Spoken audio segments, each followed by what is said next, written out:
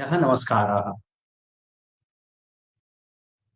ॐ अचिन्त्याव्यक्तरूपाय निर्गुणाय गुणात्मने समस्तजगदाधार मूर्तये ब्रह्मणे नमः। जैसा कि आप लोगों को पता है, आज हम लोग यहाँ पर वेद्या सुरभि फेसबुक पेज पर मुहूर्त चिंतामणि के अक्षरशः अध्ययन के लिए यहाँ पर उपस्थित हुए हैं।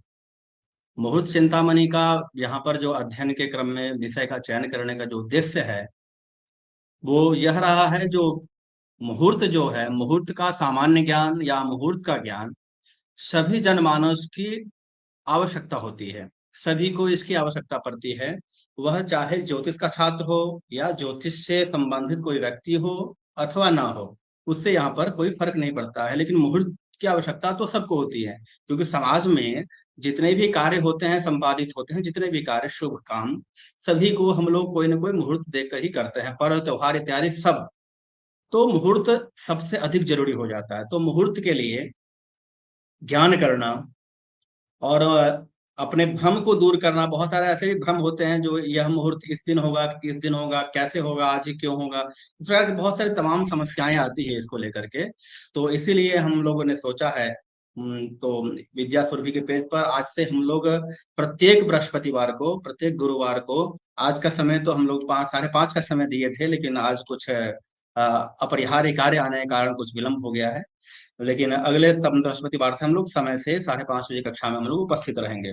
तो जैसा कि आप लोगों को पता है, हम लोग पढ़ने वाला है मुहूर्त चिंतामणि, जो मुहूर्त शास्त्र का बहुत ही प्रसिद्ध ग्रंथ है, जिसकी सर्वमान्यता समझिए सर्वविद है, सर्वत्र है। मुहूर्त को दृष्टिकोण में इस ग्रंथ की मान्यता सभी जगह है। तो मुहूर्त शास्त्र की जब बात करते हैं तो मुहूर्त चिंतामणि अग्रगण्य हो जाती है। और इस किताब की कुछ समझिए, मुहूर्त के कई सारे प्रकरण हैं, 12 से 13 प्रकरण इसमें हैं। मुहूर्त के सभी विषयों को आचार्य ने इसमें प्रतिपादन प्रतिपादन किया है। इसके आचार्य लेखक जो है वो है श्री राम दैवज्ञ। साथियों, आप यह भी जानेंगे कि यह जो मुहूर्त चिंतामणि है, हमारा दृष्टिकोण तो है जनमानस को इसके सही अर्थ और सरलता से बताने का हमारा पूरा प्रयास रहेगा। साथ साथ बहुत सारे विश्वविद्यालयों में मुहूर्त चिंतामणि जो है शास्त्रीय यूजी डिग्री के साथ साथ और कई एमएसपी जो ओपन लर्निंग, डिस्टेंस लर्निंग वगैरह करते, तो वहां भी मुहूर्त चिंतामणि की यह जो अभी जो हम पढ़ने जा रहे हैं वह सिलेबस में भी है। तो उनको ध्यान में रखते हुए भी जो वह परीक्षा में भी लिख पाए, इसको दृष्टि में ध्यान रखते हुए भी हम लोग ये कक्षा को करेंगे। एकदम अक्षरशः शब्दों का अर्थ जानने का प्रयास करेंगे, उसका क्या अर्थ निकलता है, कैसे निकलता है और उसका क्या प्रयोजन है, इत्यादि सभी विषयों को जानेंगे। तो इस कक्षा से यहाँ पर सभी को लाभ होने वाला है। एक जो छात्र जो पढ़कर एग्जाम पास करने वाला है उसके लिए भी लाभ है। एक जो समाज का जो कर्मकांड इत्यादि पंडित करा रहे हैं, उन लोगों को भी मुहूर्त इत्यादि देखने में बहुत सहायता मिलेगी, उनको भी इसका लाभ मिलेगा। साथ ही जो कुछ नहीं जानते हैं फिर भी वो मुहूर्त मुहूर्त शास्त्र को जानने का प्रयास कर रहे हैं, तो वह उनके लिए भी एकदम सरलतम विधि से, सरलतम तरीका जो होता है, पद्धति है, उससे हम लोग यहाँ पर समझने का प्रयास करेंगे। मेरा विश्वास है यदि आप इस कक्षा में हमारे साथ बनते हैं हर एक प्रत्येक गुरुवार को, तो बृहस्पतिवार को, तो आपके जीवन में अवश्य ही बृहस्पति की कृपा कृपा बनेगी। तो चलिए, आज का जो हमारा जो किताब है मुहूर्त चिंतामणि, उसका हम लोग शुभारंभ करते हैं, प्रारंभ करते हैं। और हमारे यहाँ प्रारंभ करने से पहले कोई भी कर्म हो, कोई भी हम लोग कोई भी काम करते हैं तो उससे पहले हम लोग कुछ वंदना करते हैं, अर्थात कुछ मंगलाचरण करते हैं। तो मंगलाचरण का मतलब क्या है? जो हमारे जो इष्ट देव हैं उनका हम लोग वहां पर प्रार्थना करते हैं, उनकी वंदना करते हैं, उनकी पूजा इत्यादि करते हैं। आप लोग अपने जनमानस में भी, आप समाज में देखते होंगे, जो कोई मुंडन, उपनयन इत्यादि जो होते हैं, वहां पे कुल देवता की पूजा अनिवार्य रूप से किया ही जाता है। उसके बाद अन्य कार्य होते हैं। तो सबसे पहला काम यही होता है। तो हमारे ऋषियों ने भी यह परंपरा, बहुत पुरानी प्राचीन परंपरा चली आ रही है, उसी को यहाँ पर निर्वहन किया है। तो आचार्य श्री राम दैवज्ञ ने भी मुहूर्त चिंतामणि लिखने से पहले क्या किया है? मंगलाचरण किया है।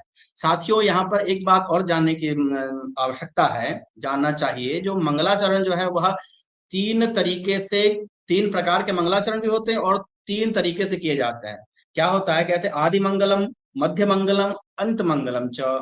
मतलब ग्रंथ के आदि में भी मंगलाचरण करते हैं कई आचार्य, तो ग्रंथ के बीच में भी मंगलाचरण करते हैं कई आचार्य, और कई आचार्य देखेंगे आप ग्रंथ के अंत में ही मंगलाचरण करते हैं। तो अर्थात ये मंगलाचरण जो है आदि मध्यांत ही युक्त है, आदि मध्य से युक्त मंगलाचरण है। अर्थात मंगलाचरण तीनों जगह होता ही होता है। कहीं, लेकिन पहला जो मंगलाचरण है ग्रंथ के आरंभ में, कार्य के आरंभ में, यह तो आपको हर जगह देखने को मिलेगा। बाकी मध्य और अंत का कहीं कहीं देखने को मिलता है। तो ये तो बात हो गई मंगलाचरण कहाँ कहाँ करते हैं। और मंगलाचरण होते कितने प्रकार के हैं? तो मंगलाचरण होते हैं 3 प्रकार के। ठीक है। एक है नमस्कारात्मक, दूसरा है वस्तु निर्देशात्मक, और तीसरा है आपका आशीर्वादात्मक। अब यह जो थोड़ा सा शॉर्ट में हम इसको समझेंगे, जो क्या यह जो आपने डिवीजन किया है, या जो आपने भाग दिया है, अलग अलग पार्टीशन जो बनाया है मंगलाचरण का, वो किस उद्देश्य से बनाया है, इसका क्या अर्थ क्या है इसका। तो मंगलाचरण से ही नाम स्पष्ट हो रहा है, नमस्कारात्मक, अर्थात नमस्कार किया जाएगा। अर्थात जो यहाँ पर ग्रंथकार है, जो रचनाकार है, जो लेखक है, वह प्रणाम करेगा, अर्थात वह नमस्कार करेगा अपने कार्य को आरंभ करने से पहले। अपने गुरु को प्रणाम करेगा या अपने इष्ट देवता को प्रणाम करके वह लिखेगा। तो जो जिस मंगलाचरण में आपको इस प्रकार का अर्थ की प्रतीति होती है, जिसमें वह मंगलाचरण किसी गुरु को, देवताओं को प्रणाम किया गया है, इस मंगलाचरण में नमस्कार किया गया है, वह है नमस्कारात्मक।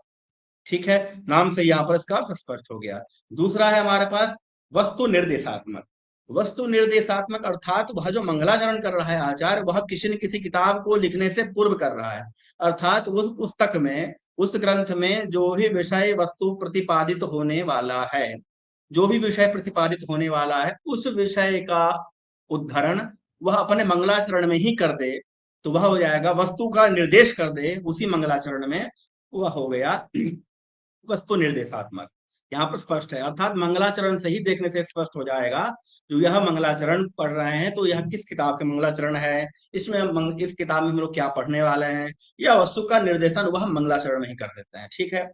फिर तीसरा हमारा बचता है आशीर्वादात्मक। अब आचार्य क्या है, कुछ आचार्यों की परिपाटी रही जो आशीर्वाद दिलाते हैं मंगलाचरण में। वो अपने गुरु से, देवताओं से, जो पाठक है उनको आशीर्वाद दिलाते हैं, तो यह जो पढ़े उनको अच्छा फल मिले, उनको आशीष मिले। इस प्रकार से आप मंगलाचरण से ही समझ जाएंगे कि यह मंगलाचरण किस विधा की है। यह आशीर्वादात्मक है, नमस्कारात्मक है और वस्तु निर्देशात्मक है। इस 3 प्रकार के मंगलाचरण होते हैं। यह थोड़ी से संक्षेप में समझना जरूरी था, क्योंकि यह हमारा उद्देश्य ये छात्रों को भी इसका लाभ हो, इसलिए। तो चलिए हम अधिक समय न गवाएं, हम बिल्कुल विषय पे आते हैं साक्षात। तो हमारा जो विषय है वह है मुहूर्त चिन्ह।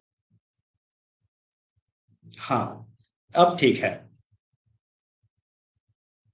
तो आप लोग सही से देख पा रहे हैं, अब फॉन्ट ठीक हो गया है। डायरेक्ट डाल दिए थे, इसमें फॉन्ट की गड़बड़ी से दिख नहीं रहा था कुछ। तब हम लोगों को सब कुछ दिखेगा। तो यहाँ पर हम लोग मंगलाचरण करने वाले हैं। तो साक्षात मंगलाचरण आपके पास प्रस्तुत है। तो चलिए मंगलाचरण को पहले मैं पढ़ता हूँ, फिर आप लोग भी इसको साथ साथ दोहराएंगे जो कैसे इसका उच्चारण करते हैं।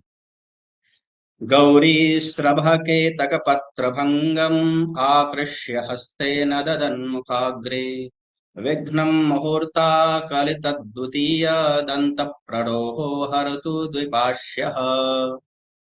गौरीस्रवकेतकपत्रभङ्गम् आकृष्य हस्तेन ददन्मुखाग्रे विघ्नं मुहूर्ताकलितद्वितीयदन्तप्ररोहो हरतु द्विपाश्यः।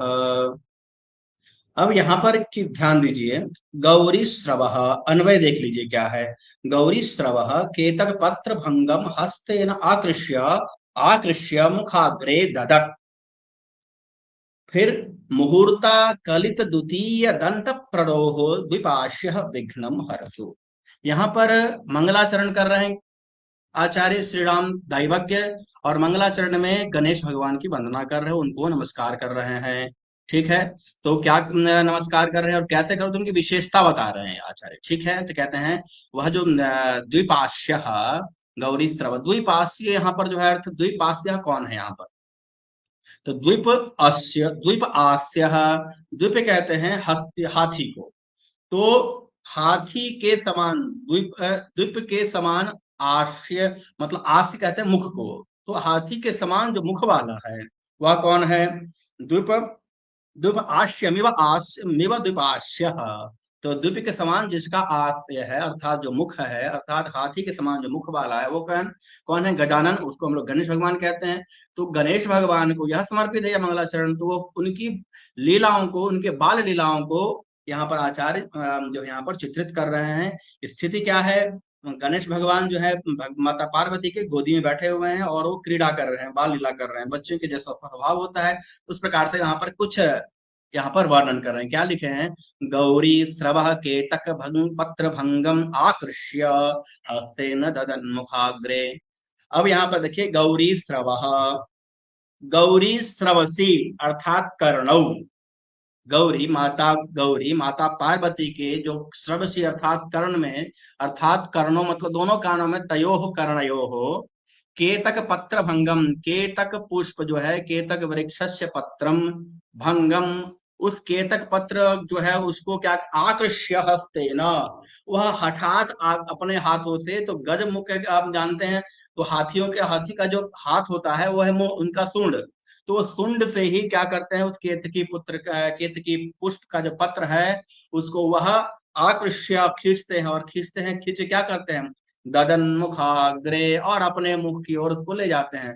आप लोग जानते होंगे बाल स्वभाव क्या होता है, माता गोदी में बैठा रहेगा तो जो भी उसके सामने दिखेगा उन सभी को क्या करता है, वह उस सभी को सीधे मुंह में डालेगा, उसका बाल स्वभाव होता है। तो सेम वही यहाँ पर भगवान गणेश कर रहे हैं। वह जो केतक पत्र है भगवती के कर्ण में, उसको निकाल के आकृष्य उसको खींच के अपने मुख में रख रहे हैं। तो जब मुख में रख रहे हैं तो यहाँ पर देखिए कवि की कैसी कल्पना हुई है, मुहूर्ता कलित द्वितीय दंत प्ररोहो हरतोद्दीपास्य, मुहूर्ता कलित द्वितीय दंत प्ररोहो। अब एक बात ध्यान देने वाली बात है, हम लोग एक दंत कहते हैं भगवान गणेश, उनके कितने दांत हैं? एक दांत है। यहाँ पर जो कवि जो है उसको द्विदंत बना दिए हैं, वह कैसे बनाए हैं? इसलिए आचार्य जो है मम्मट आचार्य कहते हैं, जो नियतिकृत नियम रहिताम, जो है कवि की सृष्टि नियति के नियमों से रहित होती है, ठीक है। तो वह नियति में है उनका एक दांत, लेकिन यहाँ पर दो दांतों की कल्पना की है, वो कैसे की है उसको देखते हैं। कहते हैं मुहूर्ता कलित द्वितीय दंत प्ररोहो। तो भगवान जब उस केतकी पत्र को, केतकी पुष्प को जब खींच कर अपने मुख के पास रखते हैं, एक दांत उनके हैं, दूसरे यहाँ रखें तो वह भी एक दांत के समान ही दिखता है, सफेद सफेद, जैसा एक दांत है वैसा दो दांत दिख जाता है। तो मुहूर्ता कलित द्युति, मुहूर्ता मतलब क्षणित, मतलब एक क्षण में ही तुरंत ऐसा दिख भान हो जाता है, ऐसा भास होने लगता है, जो दूसरा दांत दूसरा दांत यहाँ पर उग गया है या आ गया है, ऐसा दिखने लगता है। तो ऐसे जो गणेश भगवान हैं, जो अपने माता के, पार्वती माता के गर्भ में गोद में बैठकर उनके केतकी पुष्प के पत्र को अपने मुख में ददन स्थापयति, ददन ददत मुखाग्रे, मुख के आगे ददा स्थापयति मतलब रखते हैं। तो रखने मात्र से, सफेद होने से, एक दांत तो उनको ऑलरेडी है पहले से ही, दूसरा दांत वह केतकी जो पत्र है वह भी दूसरे दांत के समान दिखने लगता है। इससे क्या होता है, वह द्विदंत वाले दिखते हैं, दो दांतों वाले दिखने लगते हैं। ऐसे जो गणेश भगवान है, विघ्नम हरतु अस्माकम ऐसे जो द्विपार्श्व हैं, ऐसे जो भगवान गजानन है, वह अस्माकम विघ्नम हरतु, वह मेरे विघ्नों को हरण करे, वह हमारे विघ्नों को क्या करे, वह हमारे विघ्नों का हरण करे। यह आचार्य यहाँ पर कह रहे हैं, जो हमारे विघ्न जो है उसका हरण करे। तो यह सामान्य सा अर्थ है इसका, और इसमें कुछ विशेष बातें भी नहीं है। एक बार और इसको देखने का प्रयास करेंगे। गौरी श्रव केतक पत्र भंगम आकृष्य हस्तेन मुखम ददन, हस्तेन ददन मुखाग्रे विघ्नम मुहूर्ता कलित द्वितीय दंत प्रणोहो हरतु दीपाश्य। गौरी श्रव नाम गौरी श्रवसी, श्रवती नाम कर्णौ, ठीक है, कर्णौ तयोः कर्णौ, ठीक है ना, उन दोनों कर्ण में केतक पत्र भंग, केतकी का पुष्प जो है तत्व भंगम आकृष्य हस्तेना, हाथ से, अपने शुंड से आकृष्य हठात खींच कर, ददन मुखाग्रे, ददत मुखाग्रे, ठीक है ना, मुख के आगे में ददत स्थापयति इति, ददत मतलब स्थापयति, मुखाग्रे मुख के आगे में उसको रखते हैं, ठीक है ना। और रखने से क्या होता है, तो रखने से होता है मुहूर्ता कलित द्वितीय दंत प्ररोहो। तो उस रखने से क्या होता है, जो तुरंत क्षण में ही, मुहूर्त काल में ही क्या हो जाता है, आकलित, वह ऐसा आकलित हो जाता है जो उसके बाद दूसरे दांत आ गए हैं। इस प्रकार के जो भगवान गणेश है, वह स्माकम युष्माकम विघ्नम हरतु, उनका नाम यहाँ पर क्या लिए है, द्विपास्य। और द्विपास्य क्यों कहा है, क्योंकि वह हाथी के मुख वाले हैं, इसलिए उनको द्विपास्य भी कहा जाता है। इस प्रकार से हम लोगों ने इस मंगलाचरण में जाना, जो द्विपार्श्य हो गया। तो एक आप लोग यहाँ पर देख सकते हैं, जो हाथी का दांत होता है वो सफेद होता है। और देखिए केतकी पुष्प जो है वो भी सफेद होता है। तो यह एक दांतों के पास आगे यहाँ पर लगा दे तो वाकई में लिखे लगेगा जो यह भी एक दांत उग गया है, यह भी एक दूसरा दांत हो गया है। तो आचार्य की यह इस प्रकार की कल्पना है यहाँ पर, जो वह पत्थर को तोड़ के जो वह अपने मुख के पास ऐसे लगा कर खेलते रहते हैं, बालकों का स्वभाव होता है इस प्रकार से। तो वो जब खेल रहे हैं तो ऐसा लग रहा है जो एक दांत और पे आ गया है, तो इसलिए वो द्वैदंत हो गए हैं वो।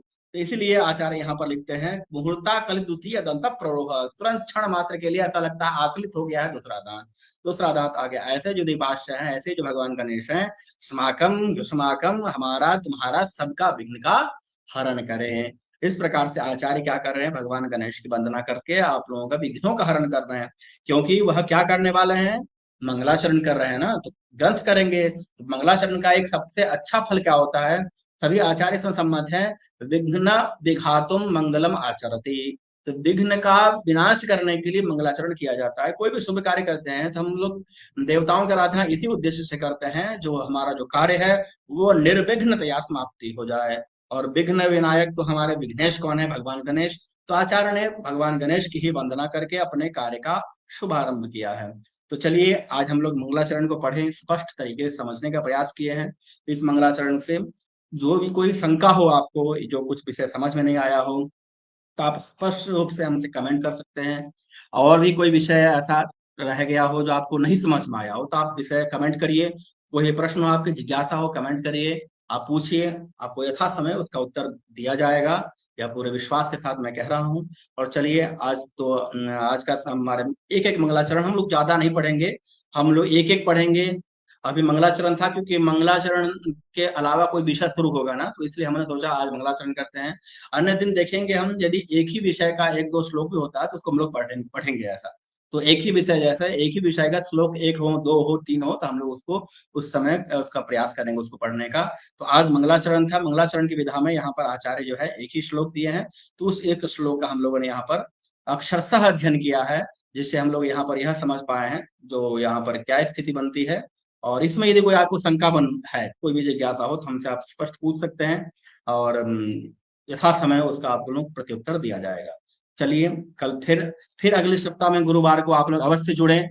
और अधिकाधिक जो इस ज्ञान को लेना चाहते हैं, ज्ञान के पिपासु हैं, उनके पास पहुंचाइए। यह एक ज्ञान यज्ञ है, इसमें आपको पुण्य मिलेगा, आपका कुछ नहीं जाएगा, लेकिन आप यदि शेयर करेंगे तो हो सकता है किसी जरूरतमंद के पास अच्छी जानकारी पहुंचेंगी। यहाँ पर कोई ऐसी जानकारी नहीं है जिससे आपको कोई हानि या कोई अपयश या इस तरह की बातें होंगी। तब इसको शेयर करिए, अपने दोस्तों के साथ साझा करिए। और तब तक के लिए जय तो भारतम, जय तो संस्कृतम, धन्यवाद।